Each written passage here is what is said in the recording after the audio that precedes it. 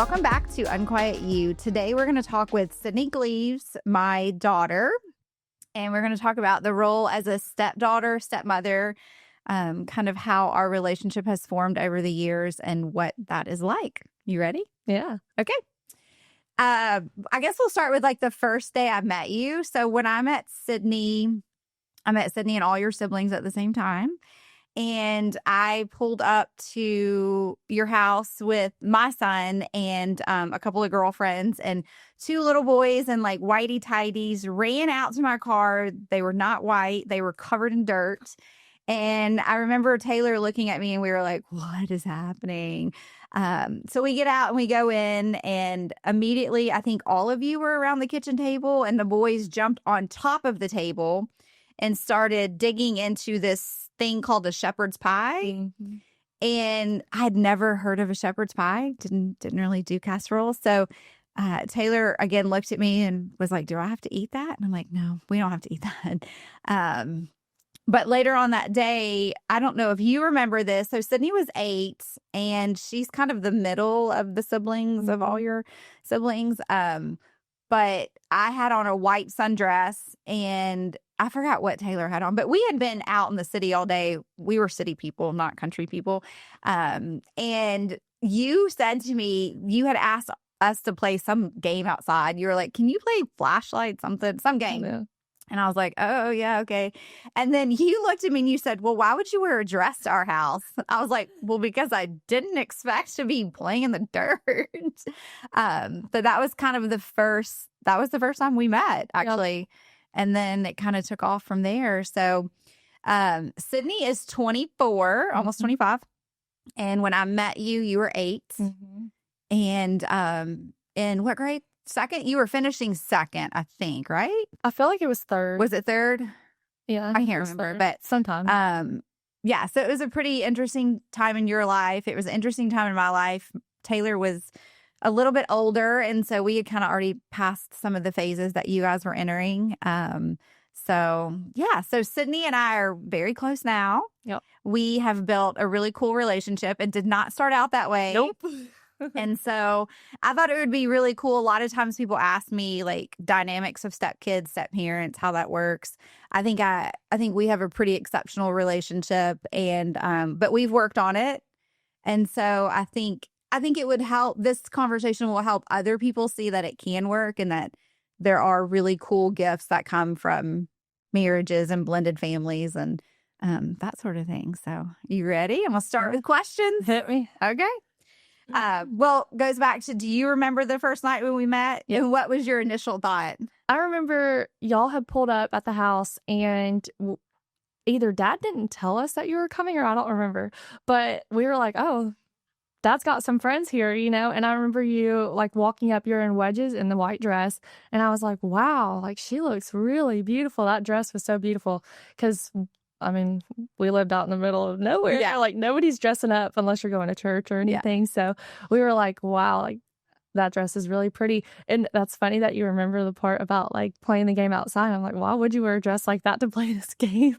Because we weren't dressing up for much. Yeah. And then the shepherd's pie, definitely living off of casseroles, Campbell's cookbook for the old stretch there. Yeah. But yeah, I remember meeting you and at first we were like, oh, we're meeting Dad's friend. Like we didn't really.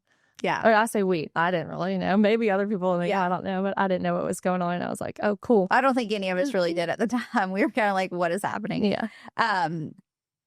So we met April, I think that year, April or May of that year. And then we kind of moved fast and like we integrated you kids into a lot of things, a lot of activities and stuff. And so what did you think as we were like getting to know each other more, like having a whole, like what was your thought about having just a new adult figure in your life in any role? Well, I think at first it was a little confusing because I'm like, oh, now we're around all the time. Like, and I remember it being like really fun. Like you did things that we had never done before. Like you had a drawer full of candy. I'm like, we didn't even have candy. And I just think like that kind of stuff was cool. But also it was hard because I had other voices in my head that were like, oh, you know, this person's bad. This person's trying to hurt you. Like if you like this person, you're betraying me. And it was kind of like put in the middle. It was hard. Yeah. No, I get that. When I remember when we first met, you guys had not been to a mall. No. You had not been. I remember when I took Benji to Walmart. I think, No, you took him to the mall. With a dead. Oh, and he took to the mall and he thought he was like, this is the biggest Walmart I've ever seen. And I was like, you're like, what? I'm like, this is so normal for like Taylor and I. This is what we did. The nearest Walmart was like half an hour away. Yeah, so yeah, it's like, that's true. That's one thing I learned very quickly about the country. I was like, I just want to go to Target. And I remember your dad would be like, that's like 20 to 30 minutes away. I'm like, not a big deal. And then I was like, oh my God, this takes forever. Yeah. And it's windy roads to get there. It's not a straight shot. Yes. Yeah. What was a moment or memory that stands out to you that helped you build a bond with me, that helped you gain some trust with me?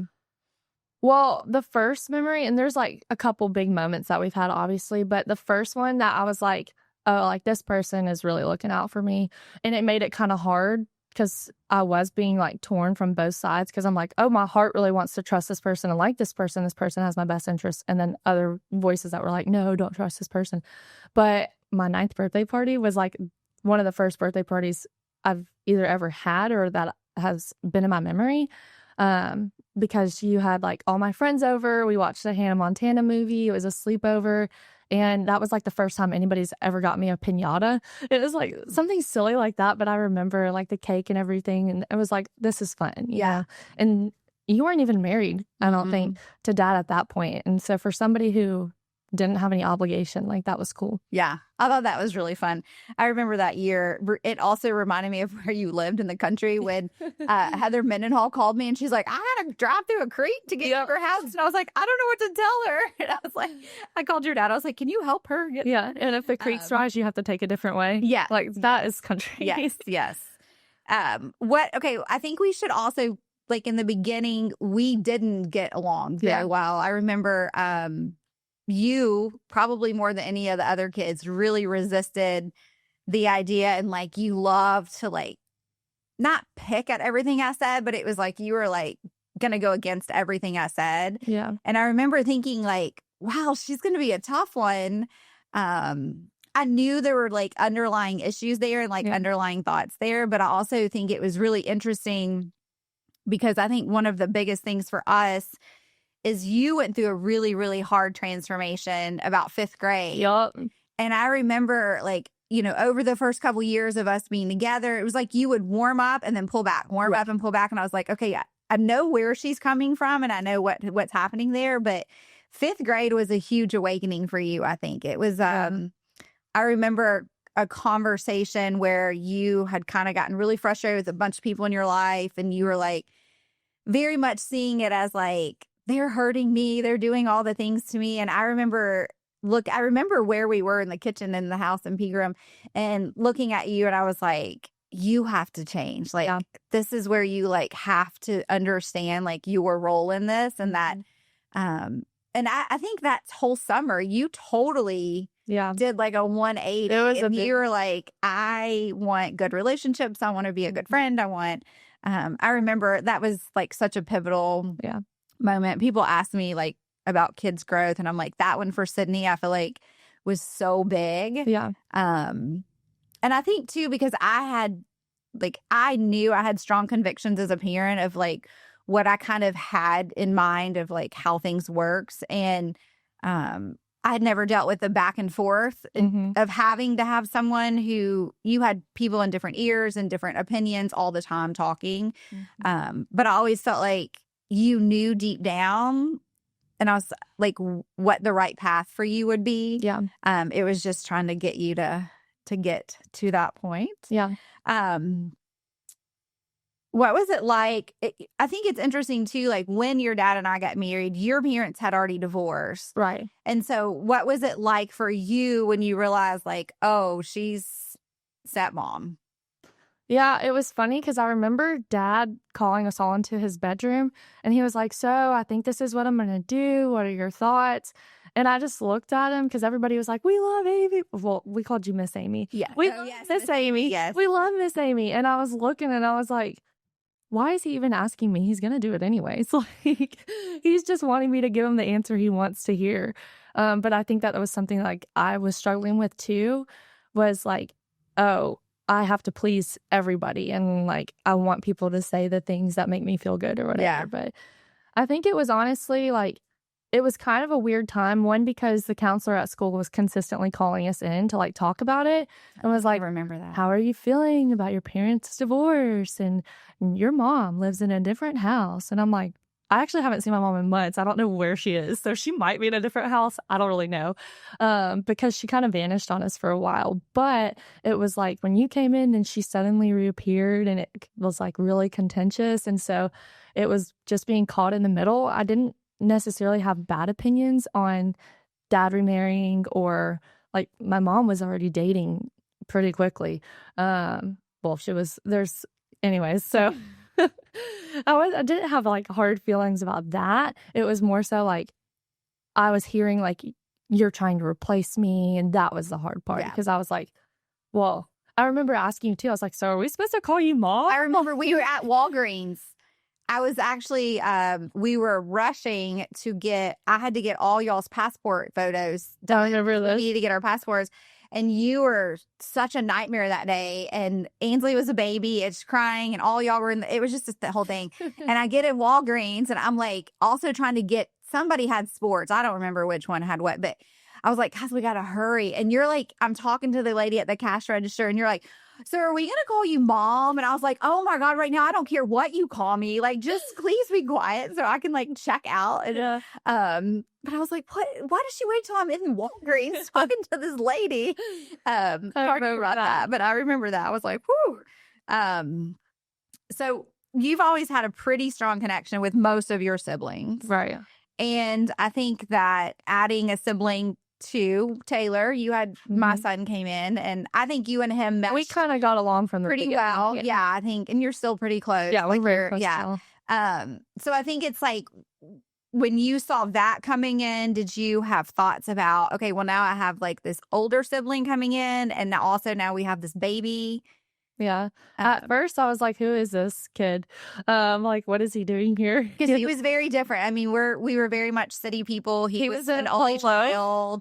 He dressed very secretly. We were in like t-shirts and like ratty, like dirty outside clothes, because we'd have our school clothes and then our outside clothes.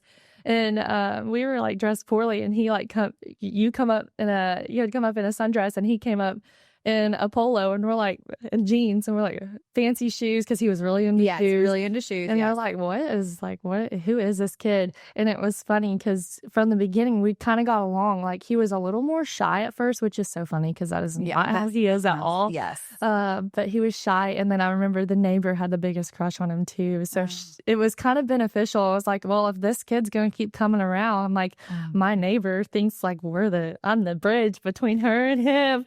And so it was kind of just something. That was his first kiss. Did they kiss? Yeah. I didn't even know that. In his behind. So when we had built out that room for him, there was like I don't remember if it was a couch or what, but yeah, they kissed behind. I think it was a futon, and that's hilarious. Like it was. Yeah. I didn't know they kissed. That's funny. Well, it is to me. Yeah. But yeah. I remember when we first started spending more weekends and stuff with you guys, on Sundays, he would look at me Sunday mornings and he would be like, I think it's time to go home. And I'm like, okay, I get it. It's a lot. There's a lot of kids, whatever. And then we get home, and a couple hours later, he'd be like, so when are we going back? Like, it was just that whole, he had been by himself. I mean, he had cousins he was really close to, but like for the most part, it was always just me and him. And then going from one to a ton. Yes. A lot. And I remember when y'all went home and we had to go to my mom's house, we would be like, oh, like, we're going to miss out on all the fun. Yeah. Like, that was a big fear, is like, oh, they're going to do everything fun without us. Yeah. And I think that's always, I was thinking about this the other day with another situation, but I think that's a hard balance when you are divorced, is that it's like people are going to do things when you aren't there. And it's just a hard balance of knowing, like, we can't always plan things only when they're here. Yeah. Well, you need to have fun in all times, but it does suck. Like, especially if your other house that you're going to is like oh, okay, I know what to expect. Like, you're Yeah. just going to be at home or whatever. Yeah. And to hear like, oh, we went to the zoo. Okay, it's a zoo. It's not a big deal. But like Yeah. when you're 9 or 10, you're like, oh, I missed out on the zoo. Like, Yeah. come on. I know. I feel like I don't know the balance. That's hard. Yeah, that's just a hard balance. So Ainsley came into your life pretty quick. I mean, we had her within a year. So, what was your thoughts of having another baby? I wasn't interested at first. Yeah, Like, I was like, for a long time, babies have always kind of freaked me out anyways, because they're so fragile. I feel like I'm doing a little bit better with my siblings having children now. I'm doing a little bit better with them.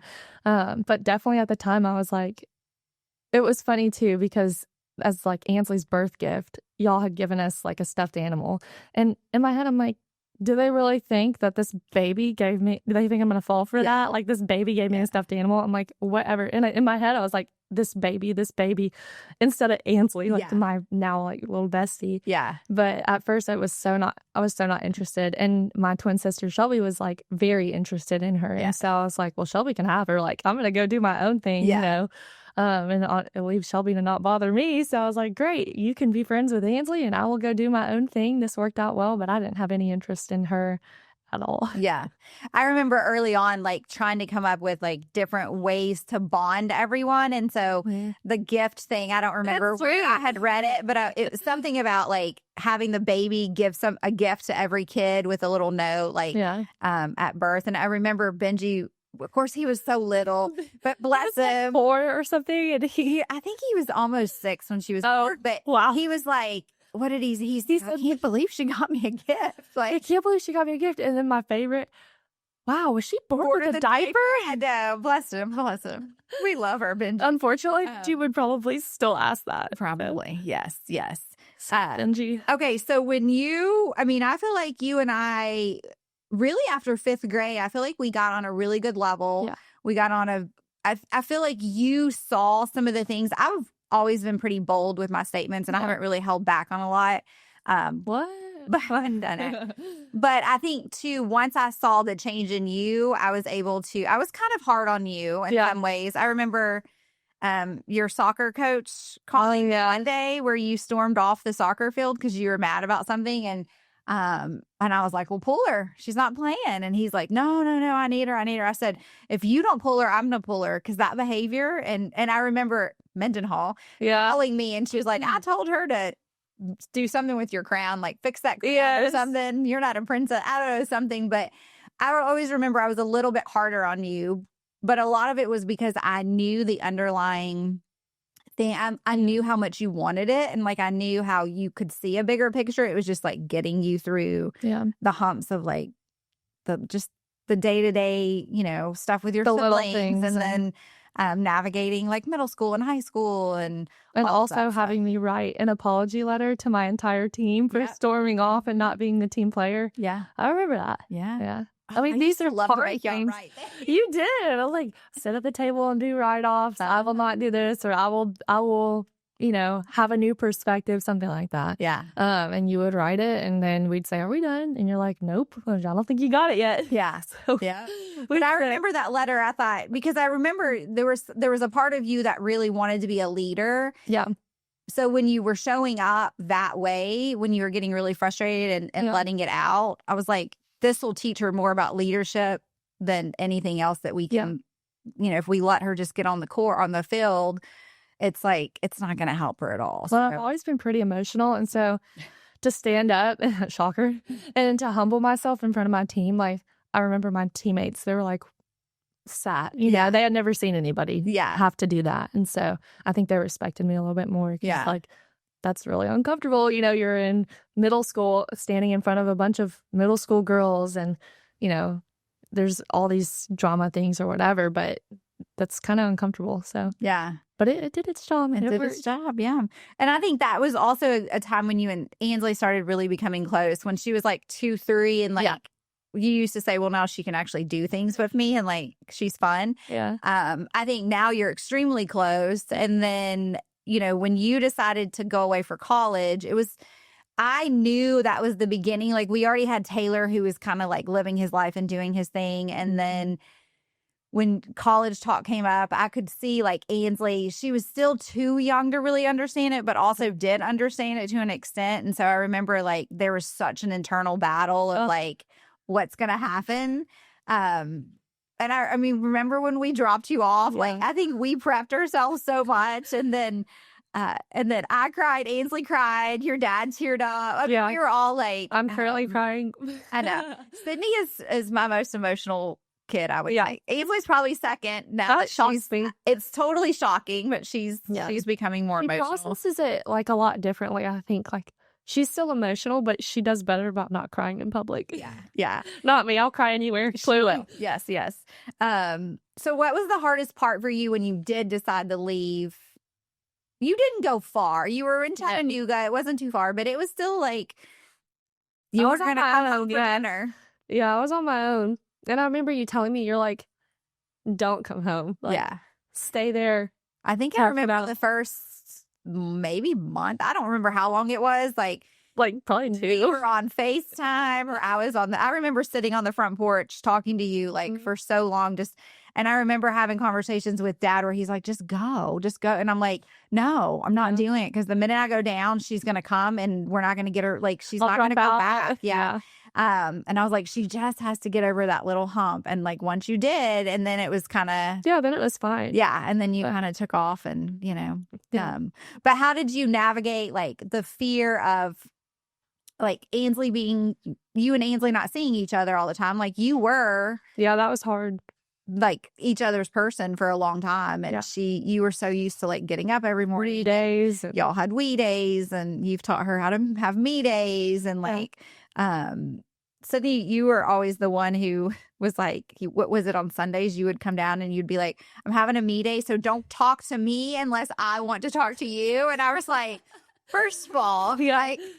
That's not how this works, but okay. I'm like, I'll just be doing things by myself all day. Nobody can talk to me. This is a me day. Everybody always made fun of me, but then also in the same like note, everybody was like, that's actually not a bad idea. I guess I should do that. Yes, it was just always really funny how you always had this like, it was almost like you would shut down and you would be like, if I speak to you, great, but don't speak to me today. Like, unless it's almost like you wanted to give them permission to. Yeah. And then Ainsley started. Oh, and Ainsley started crashing my me days. Yeah. She would come upstairs and open my door and I'm like, hello, like I'm having a me day. Yeah. And she's like, no, can we have a we day? Yeah. I'm like, okay. So I started including her on my me days. Yes. And so for like the first half of the day, I'd be like, no, it's just me. Sorry, you'll have to come back around noon. Yes. And then after that, it'd be like, okay, we can sit on the couch and watch TV and we can do a we day. Yeah. And then Bailey, our dog, she's allowed in the me and we days too. Yeah. But it was just us. We didn't ever allow anybody else. Yeah. Poor Benji, he did try, but we said no. He did. No. So what do you think helped keep you grounded or feel supported during that initial leaving of the actual house? Like that was like your first. It was hard. First time to like fly the coop. And we're a pretty tight-knit group for the most part. So we did a lot of family events together. And I think you and Taylor, which is interesting because you both left the house and like moved on. But I think you're two like of the biggest family oriented people that are in the group. So what kept you feeling grounded and like knowing that like you had support and that you could do it? Well, definitely like the FaceTime calls, the texting. With Ainsley, it was funny because she was only like 6. Yeah, she was young. So as a 6-year-old is like not super literate. Yeah. Like she obviously can speak fine, but like typing was hard. And so like we would call, but if she was doing something, and of course she's 6, she's not keeping up with the phone or anything, like an iPod or whatever. Yeah. But she would Snapchat me and she would put filters on her face and send me like Sydney Ainsley because she knew how to spell those words. Yes, and so she would send me that and I would screenshot them. Oh, yeah, sweet. Those were really sweet. I remember that. That was so funny. Yeah, she's so sweet. Yeah. How do you think our relationship changed once you moved to college? It kind of was cool because it was like, okay, you're still my parent, obviously, but like I'm not as reliant on you, and like we were able to be like, you were a source of support, but you weren't like disciplining as much because that had kind of already been done. Yeah. then you were still providing like advice and insight, which was helpful, especially in college because that was such a big change. But yeah, that was a big, big, big, big change for you. yeah, It was a big change for us too. Like especially, and then COVID hit, and you came back home. that was crazy And too. it was a whole adjustment too, because it's like you had been used to doing your thing, we had been used to doing our thing, and like our schedules with like the boys, and then you came home. It was fine. It was just a really big adjustment of all the different ways to go. I think at the beginning of college, we did talk all the time. And then so this is something a lot of parents ask me about, like my friends and stuff. And there's a reason I do this, but I don't call my kids every day. No. And so many people's parents did. Yes. And it never made me feel like y'all didn't love me as much or whatever. It was like you gave me the space to really figure it out. I think that was one of the things I learned from the way I was raised, like, especially as I was becoming an adult and going into that. My mom called me every single day. And it was like, and what ended up happening was I was asking for her advice on every single life decision. And then she was trying to dictate what I did and controlled how I lived. And if I wanted to make a different decision, she would make me feel guilty for not. And I remember always thinking, like, I would never want that. And so I do feel like I just don't call you guys every day, but if you called me, like I'm going to pick up the phone or I'm going to respond. Yeah. But the reason I did it is because I believe it causes enabling, and it kind of cuts off that independence a little bit. Because one of the things I always wanted for you and all the siblings is like, I wanted you to create the path that was right for you, not as a parent, like even when you were in your first serious relationship, like I knew the minute I met that kid, it was bad. Yeah. But I also knew like this was an experience that you had to go through, and like that so I don't, even during that time, I don't remember, I didn't call you all the time because I knew that you needed space to figure it out. I did make sure like you were safe in the arena of like what he was. I just didn't like the kid, but me either now. yeah. It's easy. Really, actually, at the time too. But you had to go through that. Like I do believe that it's not my job as a mom. I can't protect you from all of these things because it's part of what builds you up, and so you knew this is not what I wanted moving forward. And right. Well, quite honestly, that's not the worst thing I've been through. So it's like, okay, if I have to do one bad relationship, like I've been through some harder stuff. I'm well equipped. You have prepared us. We're okay. Yeah. So it's just always so interesting because I'll have people who are like, you don't call her every day. And I'm like, no, I don't. Because none of that answer every day. Well, I mean, I know, but it's like, well, one, there's a lot of y'all. If I was calling every one of y'all every day, that, it's just not. But also, I just think it's like, I want you to have your experience. Like, I want you to create. And then as you get married, like, you should be making like stuff with your spouse, like make decisions with your spouse. Don't call your mom. Yeah. I want to hear what you're doing and like how fun it is. But I also remember during that time, I would never really give you advice on him. I remember after the fact, you're like, well, why didn't you tell me this earlier? Why didn't you tell me? Why didn't you tell me? You the questions. If I would have said like, hey, he's very controlling, that you would have been like, no. Everything's fine. Everything's great. I've justified it. But that's just, you had to go through that experience. And so I knew like my best role was just to ask you questions like, well, have you considered that this could be a pattern? Have you considered that this could be that, whatever. I remember the day we were talking and it like all kind of clicked and I was like, oh no, I got to do something different. This is not it for me. Yeah.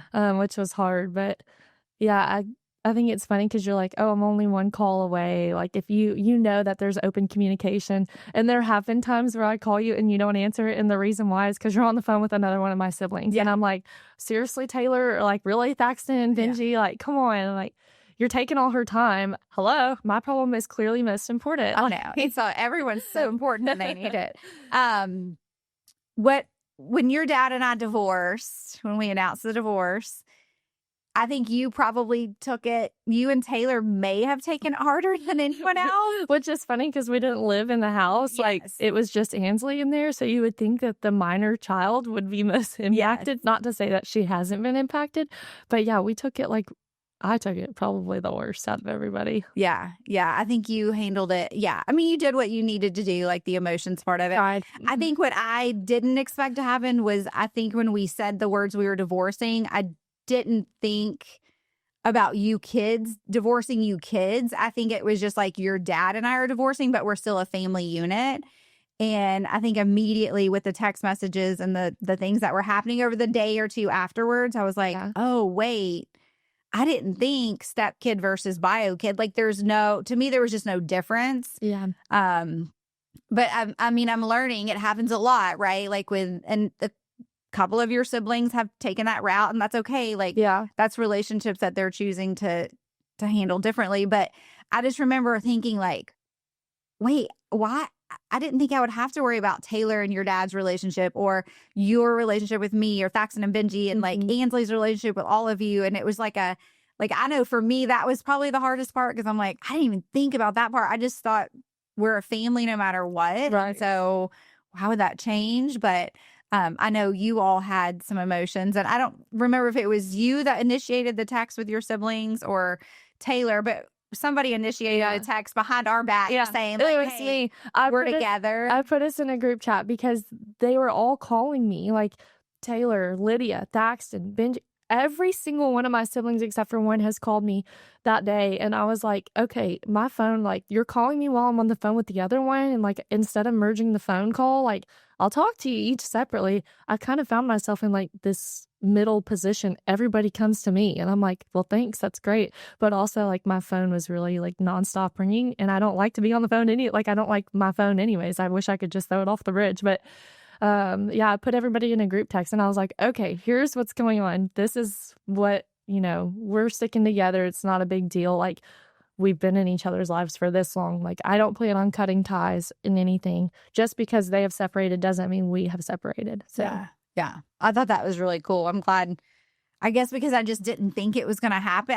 That was just part of the thing that I had not really planned on. It was, I think everyone had, like, all my siblings had that fear. Yeah. And even though, like, in your mind, okay, we're siblings, like, yeah, no big deal. In your heart, you're like, but wait, like, this was the only thing connecting us. Yeah. I think it's interesting, like, technically marriage is a piece of paper, right? And so it's very hard to look at like, well, now that this other piece of paper is formed saying we're not, or signed saying we're not together, like, it's just, you don't always understand the full impact of like how many people it affects and that sort of thing. So what has our relationship taught you about love, connection, and loyalty? I think people always kind of fight me on this because I don't have a relationship with my biological mom by choice. And you're like in my placeholder of mom to me, like you're a better mom to me. But I think what I've learned is like, and not everybody agrees with this, but the whole like blood is thicker than water. Actually, it like maybe sure by definition, but it's who's there for you, who's supporting you. Like, I know for a fact if I needed anything, you would be there. And I can't say the same for everybody who's related to me by blood. I mean, heck, our family's so big, some of the people, I don't even know my blood. Like, some of my cousins or whatever, I'm like, yeah, the people who choose to be with you every day in like spirit and physically, like, those are the people who you can trust and rely on. So that's a bigger definition of family to me than anything. Because if we're going by blood, then I have lost a lot of family. Yeah. Well, that's what I preach is that it's not always the blood relatives that are there. Looking back, what would you tell your 8-year-old self now? Probably nothing. I would say good luck. Figure it out. Well, I think like, and people disagree on this too, but everything does happen for a reason. And like your plan is already laid out for you. Like you may take little detours off that plan, but like God designed my life to be this way. And I'm just following my path and learning as I go. So I wouldn't really say much. I mean, I might say it did work out too. No, it works out. Yeah. Which is why I'm like, okay, even the hard things, like I would still take that path again, knowing what it like brought. Yeah. Like, all the hardship, I would do it all over and I wouldn't change anything because it got me to where I am now. Yeah. Maybe on a lighter note, like I would say I used to rock the headband in like a ponytail. I would say maybe go. Do you remember the shorts? The plaid shorts that go down to your knees? Some of y'all style choices when I first met y'all, I was like, well, why? I don't know how much influence we had. It was kind of whatever was on clearance at Walmart. But I remember your dad called me one night. I had only met you a couple times and he was like, I got to get the girls' pajamas for Pajama day, days. pajama day or something tomorrow. And I was like, okay. And he was like, well, what do I get him? And I'm like, Pajamas. I don't know. Like and he's like, well, I'm just going to get one pink and one purple or something like that. And I'm like, well, is that what they like? And he's like, I don't know. Like, I don't know. Not even, but it was always just pink like and whatever purple. he grabbed, it was like what y'all were. It was purple, I was pink. Yeah, that's how it was. What's one thing you would want people to know about a blended family? Like maybe if it was someone who's maybe their parent is dating someone with other kids, or they're in that beginning stages of like, what is this going to look like blending? Yeah, I think more than anything, it takes time. Like, because at first you're all strangers, Yeah. But like taking the time to really get to know each other is important. And like, it's hard sometimes to put your own interests to the side. And like, maybe you don't like, fishing. Yeah. So, but if this person likes fishing, maybe you fish with them. And it's like, or if, on the other hand, if I like to go and read or whatever, I'm not going to ask somebody who'd rather be like playing sports to sit and read with me. Yeah. So I think finding like common ground and pursuing each other's interests and like kind of getting to know each other naturally, like not forcing it. Because if you had come in and you're like, okay, everybody, like I'm your mom now, so do what I say and this is what we're going to do. We definitely would not have responded super well to that. Yeah. Already didn't respond to the good approach. So yeah, let alone the bad approach. But yeah, I think being a part of a blended family is really special. You get opportunities and like connection that you wouldn't otherwise have. So yeah, I don't think it's a negative thing at all. It can be really hard to understand. Like people ask me, how many siblings do you have? And I'm like, okay, wait, how many siblings do I have? Like, yeah. I can't remember, but yeah, I would say just kind of feel it out. It doesn't have to be rushed. Like if you plan to be a family for a while, then, and I think it depends too, because if you have like, you're entering a family of younger kids like you did, that's a different look than if you were to enter into where we are now. Like we're all pretty much adults and like self-sufficient. Ainsley's still not quite an adult, but she's self-sufficient. And like there's not a whole lot of need there. So it's like, how do I plug myself in and like find ways to connect? Yeah. Yeah. No, I think that's good. Is there something you wish parents or step parents understood better? I mean, this is going to suck one day to hear because, like, eventually I'll probably end up having kids. So I'm like, I don't know. I'm about to give advice. Okay. I'm about to give advice to parents and, like, somebody will torture me with this, like, in 10 years or something. Probably me, but yeah. Yeah. We're like, great. Remember when you said this? I don't know. It's hard because, like, it's just going to be hard. And, I mean, maybe for some people it's easy. Yeah. I don't know. But I would anticipate it being challenging and not backing down. Like, rather than sometimes maybe I felt like, okay, and it might just be the sheer volume of children that you were working with, because that's a lot more kids than most people have. It's not just 2 kids, it's like 7. So maybe instead of like consistently being like, okay, we got to keep our ducks in a row. This is the law. That's it. And this is how it's going to be. Being like, well, why is this child having such a hard time with this? Like kind of digging into the why. Now it's going to take time and you don't always have time. And but I think having grace for each other, like it took me a while to understand, like this was your first time parenting this number of children. And like, this is your first go at it. This is my first go at it. So it's hard because you're a child and you're like, why are they making these mistakes? Why are they having these actions that have consequently had me feel this way? Yeah. And you're like, they should know better. They're my parent. And it's like, well, the older I get, I'm like, actually, we're all just figuring this out. So nobody knows what they're doing most of the time. And if it works once, it's probably the only time it'll work. I mean, that's how people are always like, what were the rules you used to have? I'm like, oh gosh, we went through phases where we did chore charts, we did point systems. I remember you and Shelby got to go to the movies because you got points. The boys didn't. I think Taylor maybe went to, but the boys didn't get to go. Baxton didn't get to go one time, and I remember I felt bad for him, and so I stayed home whenever I had enough points to go. But I'm like, we did every day. I'm like, we try. It was just like you just try and you pivot. You try and you pivot. You try and you pivot. Like there's just no. Well, and what works with one kid doesn't work for the other. Yes. Go ahead and, with like taking a phone or something, go ahead and take the phone. Yeah. Like, I'm going to be busy doing something else. Or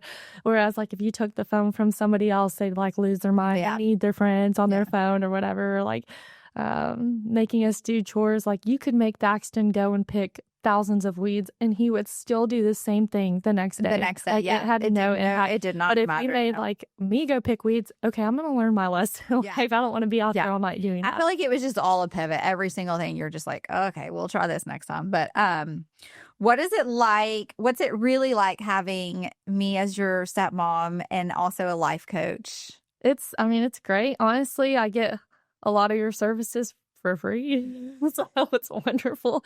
I mean, I've been coached by you my whole life. Like, it's been really great. But then sometimes there's been moments where I'm like, can you stop? Like, I know the answer. I just want to talk to somebody about it. Like, I know you're going to say, well, things don't happen to you. They happen for you. Great, Amy, thanks. I know that. Like, I just want to wallow for a minute and then I'll get over it. Or like, you're like, it's okay. You don't have to cry about everything. And I'm like, well, I'll cry about it. And then I'll like also move through it. But I think it's funny. Like, some of the phrases that you have, I can hear them, which is nice because it's like, well, clearly it's stuck.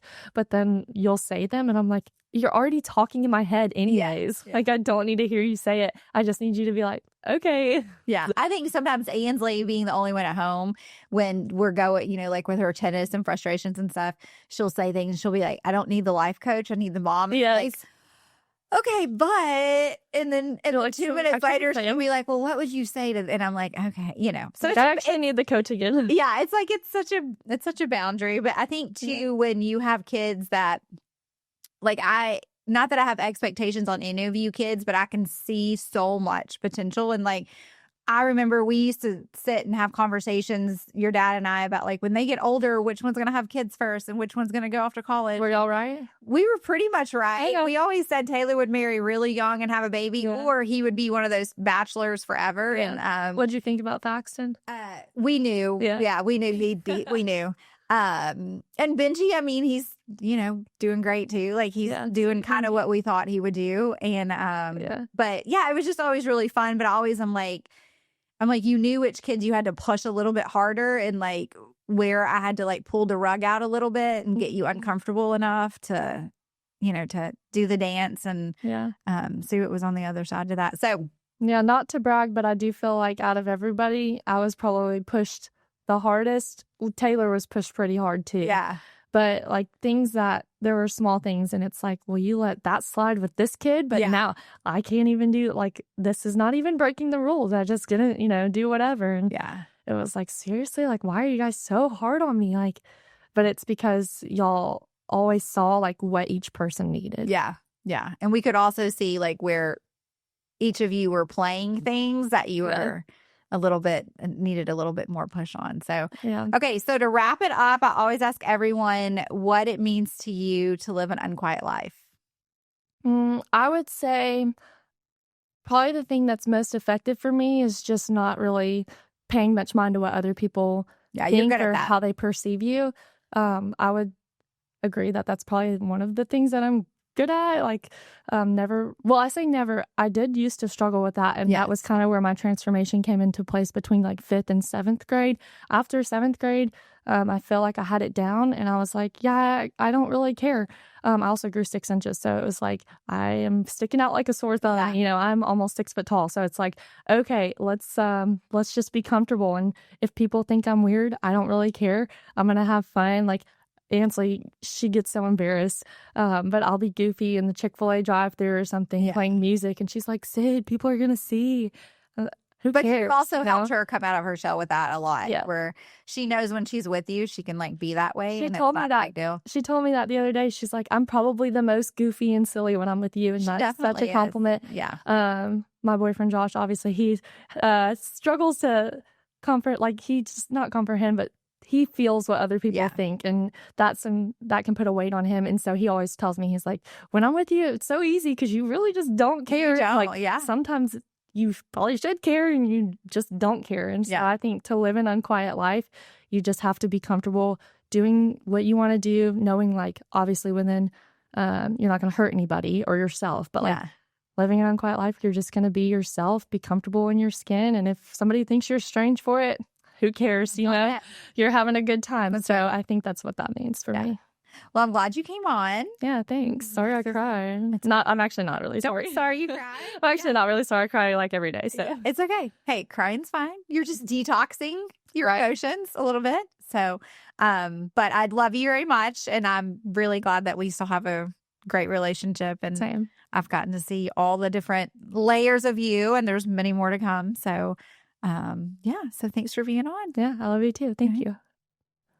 Thanks for being here and for choosing to be a little louder, a little braver, and a whole lot more you. If this episode spoke to you, I'd love it if you subscribed, left a review, or shared it with someone who needs it. Until next time, keep tuning in to the fire inside. Stay unquiet.